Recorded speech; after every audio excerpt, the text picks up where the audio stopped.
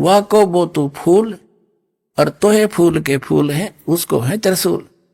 हम उनका आज भी बुरा नहीं सोचेंगे क्योंकि हमारे भगवान का आदेश है, उनकी करनी उन्हें आप मिलेगी जिसा उन्हें कर रखे।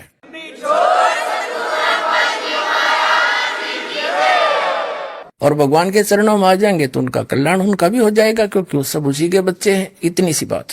अब देखिएगा, अब हम फिर आते हैं यजुर्वेद अध्याय नंबर 8 के श्लोक मंत्र नंबर 13 पर।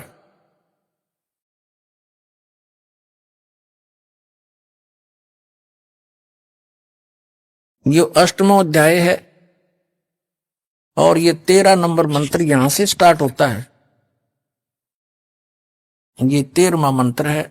देव कर्तस्य ऐनस्य एवजन्मसि मनुष्य कर्तस्य ऐनस्य एवजन्मसि पितृ कर्तस्य ऐनस्य एवजन्मसि आत्म कर्तस्य ऐनस्य ओह एवजन्मसि। अब 242-41 पर है ये मूल संस्कृत। अब अनुवाद इनका 242 पर है। अब क्या बताते हैं कि हे सबके उपकार करने वाले मित्र, महर्षि दयानंद का अनुवाद है। यहां समझो, हे सबके उपकार करने वाले परमेश्वर आप। उन्हीं के शब्दों में प्रमाणित कर दिया सत्यार प्रकाश में कि जहां महर्षि दयानंद ने कहा है कि जहां मित्र शब्द है वो परमेश्वर का ही बोधक है, तो यहां परमेश्वर शब्द पढ़ेंगे क्योंकि औषधियों के साल्ट को डॉक्टर समझ सकता है कि इन्होंने कहा क्या संकेत किया है। साधारण समझ जाए। फिर टीचरों की आवश्यकता क्या थी, गुरुओं की? भाई गुरु बिन काहुन पाया ज्ञान, जो थोथा वो छड़े मूड किसाना। गुरु बिन वेद पढ़े जो प्राणी, समझिन सार रहे अज्ञानी। ये सारे अज्ञानी थे और वेद क्या बता रहे हैं, ये अनुभव क्या लिख गए। अब देखो, अगर ये जरा सी बुद्धि रखता दयानंद जी तो सत्यार्थ प्रकाश वेदों का इसने अनुवाद किया खुद करने वाला, तो सत्यार्थ प्रकाश में सेट कर देता। नहीं, इन्होंने केवल लोक वेद को आधार माना, जिस कारण से वेदों को भी अनदेखा कर दिया। अब इसमें स्पष्ट अपने कर कमलों से लिख रहा है कि परमात्मा घोर पाप भी काट सकता है, वेद ये कहते हैं।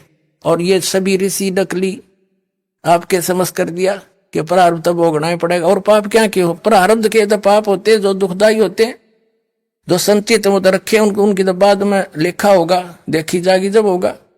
तो अब प्रारब्ध के वर्तमान के पाप से दुख होता है, और पाप कट गया था, काटा निकला दुख निवारण है। पाप कट गया था दुख सुख हो गया, दुख दूर। अब देखो, हे सबके उपकार करने वाले मित्र आप, यानी परमेश्वर आप। देव करते से दान देने वाले के अपराध के विनाश करने वाले हो। अवजन्म माने विनाश, ऐनस्य माने अपराध के। मनुष्य कर्तस्य मनुष्य के साधारण मनुष्यों के भी किए हुए अनुष्य अपराध यानी पाप के विनाश करने वाले हो। अवजन्म पितर कर्तस्य पिता करे चाहे बेटा करे, कोई भी सत्साधना करे उसी के।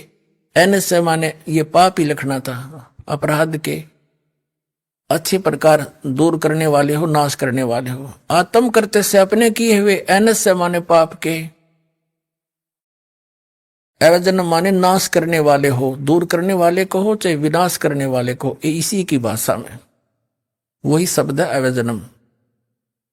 ऐनस्य अधर्म के अधर्म यानी घोर पाप के भी आप नाश करने हारे हो।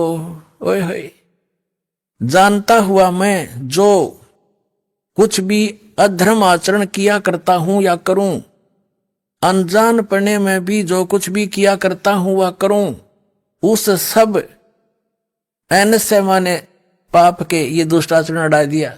पाप के ऐनस्य माने पाप के, पाप के नाश करने वाले हो। अवजन माने दूर करने वाले हो, नाश करने वाले हो, विनाश करने वाले हो। अवजन माने विनाश। तो यहां इसने ऐसी जगह कुछ अड़ंगा डाल दिया जो आम आदमी समझ नहीं सका। अब इसमें कर दिया कि मैं अनजानपने में कोई करूं या जानबूझ कर करूं कोई गलती, उसको भी आप माफ करने वाले हो अपने आत्माओं। अब वेद महर्षि दयानंद जो है आर्य समाज प्रवर्तक, वेदों को सत्य मानता है कि इसमें जो लिखा है इसके अतिरिक्त मैं मानता नहीं, वेद सत्य है। और इन्होंने इसने पीछे अपना विधान भी लिखा है कि वेद सत्य विद्याओं का पुस्तक है। महर्षि दयानंद ने मोहर मार रखी है कि वेद में जो लिखा है वो सत्य विद्या है, सच्चा ज्ञान है। अपने आत्माओं, वेद में तो यहां तक लिख दिया है कि मैं चाहे अनजानपणे में करूं और चाहे जान कर करूं, आप सारे घोर पाप का विनाश कर देते हो।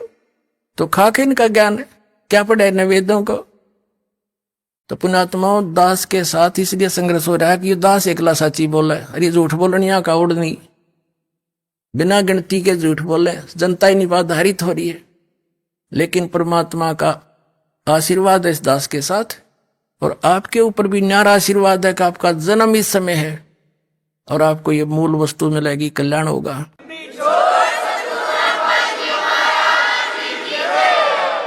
अब इसमें वेदों में जो ज्ञान दिया है कि जान के करूं और चाहे अनजानपणे में करूं, सारा ही माफ कर देते हो आप।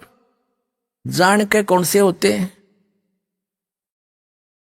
अब परमात्मा ने धर्मदास साहिब जी से कहा था, धर्मदास जी ने बोले कबीर परमात्मा एक जिंदा महात्मा के रूप में थे, और कबीर साहब ने जब धर्मदास जी के सज्ञान का पर्दाफाश करना किया तो दुख मान गया और कहने लगा हम पाप ना करते, हम हिंसा नहीं करते, जीव हिंसा।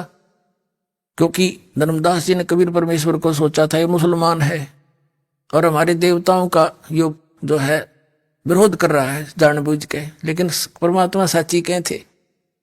तो तब परमात्मा ने कहा था कि धर्मदास, सत्य ब्राह्मण की है हत्या, जो चौका तुम देवो नेता, ब्राह्मण सेंस हत्या सो होई, जल स्नान करत हो सोई, पृथ्वी ऊपर पग जो धारे, करोड़ जीव एक दिन में मारे।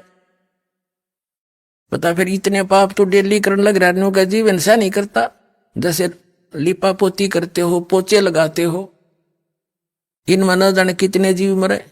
खेती करता है किसान फाली के साथ, न जाने कितने जीवों के पेट के अंदर से वो निकालता फाली, यानी वो तीखा हथियार जो फाली बोलते हैं उसको। तो कहने का जैसे अग्नि जलाते हैं इसमें जीव मरे, लकड़ियों में उपलों में पोचा लगाते इनमें जीव मरे। हम चलते फिरते काम के लिए जाते हैं, अपने व्यवसाय के लिए जाते हैं, नौकरी के लिए जाते हैं, मजदूरी के लिए जाते हैं, उनमें जीव मरे। तो ये हमें पता है कि ये हो रहे हैं। जैसे किसान खेती करता है, स्प्रे करने पड़ते हैं उसको मालूम है कि ये मेरे फसल में कीट लगा हुआ, इसका नाश करना पड़ेगा, ना तो इसको ये खा जाएगा, मैं कंगाल हो जाऊंगा। और जैसे हम रोगी हो जाते हैं तो हमारे अंदर जो हानिकारक कीटाणु बढ़ जाते हैं ब्लड में, उन गोली खाते हैं, उन गोलियों से वो कीटाणु मारे जाते हैं, वो जीव है। तो यहाँ वेद का कहने का तात्पर्य ये है कि आपको पता भी है कि ये पाप हो रहे हैं, इनको त्यागा नहीं जा सकता। इच्छा कर मारे नहीं, बिन इच्छा मर जावे, कह कबीरता दास का पाप नहीं लगावे। उसको पाप नहीं लगे, जान के नहीं मारे। जैसे बैठे मकोड़े पर कीड़ा आ गया, उसके नो मारी को बात हुई है। आप चल रहे हो, इच्छा नहीं मारने की, और मर रहे हैं तो वो आपका वश नहीं। कोशिश करें जहां तक पैर बचा कर रखा जा रखे, तो दया भाव हो। तो इसी प्रकार कहा कि इनके भी, जैसे हम प्रतिदिन कपड़ा पहनते हैं, ये मैला हो जाता है, तो इसका विधान, इसका तरीका बता दिया, भी साबुन और पानी से ही निर्मल भी हो जाता है। तो डेली जो हम साधना करते हैं, और ये हमारे ये जीव हिंसा होती है जो ना चाहते हुए होती है, इच्छा नहीं हमारी, तो उनके लिए ये भक्ति साधना इसलिए दी जाती है कि आपका डेली वो पाप जो होते हैं, मैल बन गया आत्मा, वो साफ होता रहेगा। धर्म करवाते हैं, दान करवाते हैं, और बाकी जो संचित कर्म है और प्रारब्ध के जो कर्म है, वो इस सतनाम और सारनाम से आपके नाश हो जाएंगे। जब ही सतनाम हृदय धरो, भयो पाप को नासे, जैसे चिंगारी अग्नि की भाई पड़े पुराण गासे। परमात्मा कबीर जी कहते हैं मेरे नाम में इतनी शक्ति है कि जब ही ये सतनाम आपको मिलेगा, आपके पाप कर्मों में, प्रारब्ध के कर्मों में और संचित कर्मों में ऐसे आग लगा देगा जैसे सैकड़ों हजारों टन सूखे घास में एक माचिस की सीख जला के लगा दी जाए, सबको फूंक कर सभा करके राख बना देगा। और फिर चलेगी तेज आंधी, उसको उठा के पता नहीं कहां के कहां पटक देगा, फील्ड साफ हो जाएगा। जैसे सूरज के आगे बदरा ऐसे कर्म छयारे, प्रेम की पवन करे चतुमंजन फिर जल के तेज नयारे। कहते हैं फिर इस ज्ञान से, भगवान की भक्ति से, सिमरन से आपके पाप हल्के हो जाएंगे। आत्मा में एक छोटी सी बात पर भी आंसू आने शुरू हो जाएंगे भगवान की चर्चा में, तो समझो आपके पाप अब नाश हो लिए। जैसे कहते हैं, जैसे सूरज के आगे बदरा, सूर्य के आगे बादल अड़ जाते हैं, ऐसे कर्म छयारे, आत्मा और परमात्मा के बीच में ऐसे कर्मों की छाया है, ऐसे उनके छाए हुए हैं आगे। और फिर इस सत भक्ति करेंगे, परमात्मा में प्रेम जागेगा। कहते प्रेम की पवन करे चितमंजन जल के तेज नयारे, प्यार जागेगा मालिक के प्रति, तो समझो आपके वो पाप के बादल छट चुके हैं। जैसे तेज हवा चलती है, बादलों को इधर उधर तितर बितर कर देती है, सूर्य फिर साफ दिखाई देता है, ऐसे आपके पाप कर्मों के बादल इस सतनाम और इस भक्ति से ऐसे छट जाएंगे। फिर आपकी आत्मा में परमात्मा की न्यारी कसक पैदा होगी।